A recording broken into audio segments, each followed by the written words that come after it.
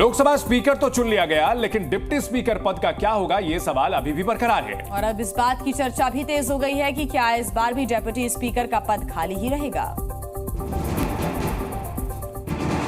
Speaker के चुनाव के बाद अब डिप्टी स्पीकर को लेकर मंथन चल रहा है। खबर है कि बीजेपी इस पर चर्चा कर रही है और इस पर जल्द फैसला लिया जा सकता है। सवाल ये भी उठ रहा है कि यह पद बीजेपी अपने पास रखेगी, विपक्ष को दिया जाएगा या एनडीए के किसी सहयोगी दल को।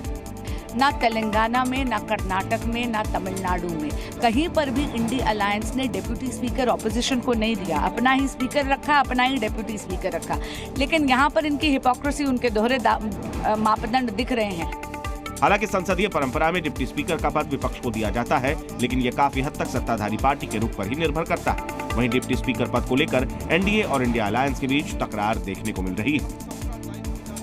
हम लोगों के सामने माननीय रक्षा मंत्री आदरणीय राजनाथ सिंह की बात हम लोग के सामने हो रही थी। पूरी तरीके से हम लोग इसके लिए चर्चा के लिए हम लोग तैयार थे, पर विपक्ष ने जिस तरीके से सामने शर्तें रखकर इसको करवाने का प्रयास किया, ये गलत है। ये मोहनलालगंज से समाजवादी पार्टी के सांसद हैं आरके चौधरी। पहली बार लोकसभा का चुनाव जीत कर आए हैं और आते ही अपने बयान को लेकर चर्चा में हैं। इनकी मांग है कि संसद में रखे गए सेंगोल को हटाया जाए।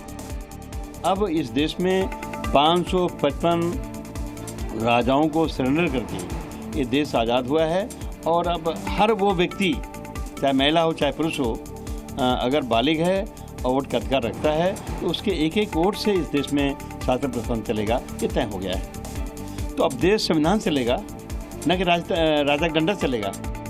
नए संसद भवन में सेंगोल को स्थापित किया गया था। इस सेंगोल को देश को आजादी मिलने के वक्त 14 अगस्त 1947 की रात अंग्रेजों ने सत्ता हस्तांतरण के प्रतीक स्वरूप पंडित जवाहरलाल नेहरू को सौंपा था।